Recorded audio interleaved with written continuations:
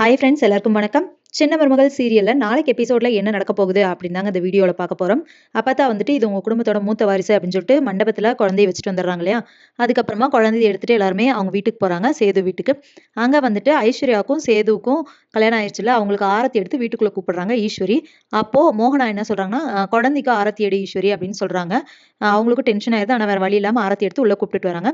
உள்ள வந்ததுக்கு அப்புறம் ஐஸ்வர்யா வந்துட்டு நீ விளக்கேத்துமா அப்படின்னு சொல்றாங்க. அப்ப ஐஸ்வர்யா வந்து ரொம்ப நேரமா தீக்குச்சிய பத்தி பத்தி பாக்குறாங்க. அது எரியவே இல்ல. அதே மாரி நெறைய குச்சிய கீழ போடுறாங்க. அப்ப கிண்டல் பண்ணிட்டு இருக்காங்க சாவித்திரி. "ஏன் இவளுக்கு விளக்கு கூட ஏத்த தெரியாதா? அத கூட சொல்லிக் குடுக்கலையா நீங்க?" அப்படின்னு சொல்லிட்டு ஈஸ்வரி கிட்ட கிண்டல் பண்ணிட்டு இருக்காங்க. கரெக்ட்டா அவங்க வந்து தீக்குச்சிய பத்துற நேரம் மேல இருந்து ஒரு பல்லி அவங்க தோள் மேல விழுந்துருது. அதுக்கப்புறமா விளக்கு எல்லாமே கீழ விழுந்து தட்டி விட்டுர்றாங்க. சத்தம் போட்டு ஐய்யயோன்னு அலறிர்றாங்க. அப்புறமா எல்லாரும் பார்த்துட்டு ஒண்ணும் இல்ல, ஒண்ணும் இல்ல அப்படின்னு சொல்லிட்டு, சரி விடு அதனால ஒண்ணும் இல்ல. வேற காமாட்சி விளக்கு இருக்கு அத ஏத்துமா அப்படின்னு சொல்லிட்டு ராஜாங்கமும் சமாளிச்சுடுறாரு. ஆனா அது வந்து ஒரு அபசகுனம் மாதிரியே சாவித்திரியும் அவங்க பொண்ணு பார்த்துட்டு இருக்காங்க. ஆனா ஈஸ்வரி வந்துட்டு இல்ல இல்ல அதெல்லாம் நல்லதுதான் அப்படிங்கிற மாரி சொல்றாங்க. இதே டைம்ல அங்க ஹாஸ்பிட்டல்ல தமிழ்ச்செல்வி கண்ணு முழிக்கிறாங்க. அதுக்கப்புறமா வந்துட்டு அவங்கள வார்டுக்கு மாத்துறோம் அப்படின்னு சொல்லிட்டு சிஸ்டர் சொல்றாங்க. இவங்க ஃபேமிலி மெம்பர்ஸ் எல்லாமே வெளிய வெயிட் பண்றாங்க. அதுக்கப்புறமா அவங்கள வார்டுக்கு மாத்திடுறாங்க. அங்க வந்துட்டு குழந்தைய டெஸ்ட்டுக்கு எடுத்துட்டு போனாங்களே, அந்த ஒரு குழந்தைய கொண்டு வந்து குடுக்குறாங்க. தமிழ்ச்செல்வி குழந்தையெல்லாம் கொஞ்சுறாங்க. "அம்மா இங்க பாரும்மா என் புள்ளைய" அப்படின்னு சொல்லிட்டு அதெல்லாம் காமிச்சுட்டு இருக்காங்க. கொஞ்ச நேரத்துல "எங்க இன்னொரு குழந்தை?" அப்படின்னு சொல்லிட்டு கேட்குறாங்க. "என்ன இன்னொரு குழந்தையா? அதெல்லாம் ஒண்ணும் இல்லையே! உனக்கு ஒரு குழந்தை தானே பொறந்துச்சு" அப்படின்னு சொல்லிட்டு அப்பத்தா சொல்றாங்க. "என்ன சொல்றீங்க? எனக்கு 2 குழந்தை பொறந்துச்சு. பிள்ளை பெத்தேன். எனக்கு தெரியாதா எத்தன பிள்ளை பெத்தேன்னு? இன்னொரு பிள்ளை பிறந்துச்சு. எங்க இன்னொரு பிள்ளை? டெஸ்ட்டுக்கு எடுத்துட்டு போயிருந்தாலும் நேரம் கொண்டு வந்திருக்கணும்ல. இல்ல நான் கூட போய் பார்க்குறேன்" அப்படின்னு சொல்லிட்டு தமிழ்ச்செல்வி இறங்குறாங்க.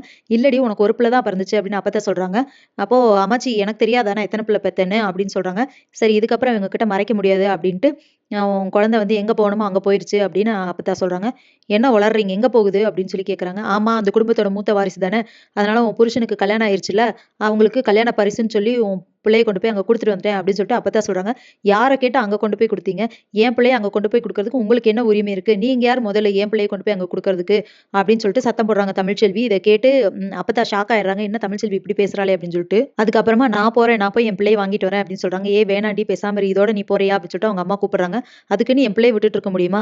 என் பிள்ளைய நான் போய் வாங்கிட்டு வரேன். நீங்க யாரும் கூட வராட்டி பரவால்ல. நான் போறேன் அப்படின்னு சொல்லிட்டு கோவமா தமிழ்ச்செல்வி கிளம்புறாங்க. இவங்க அங்க போயிட்டு கேட்கும்போது குழந்தைய குடுப்பாங்களா?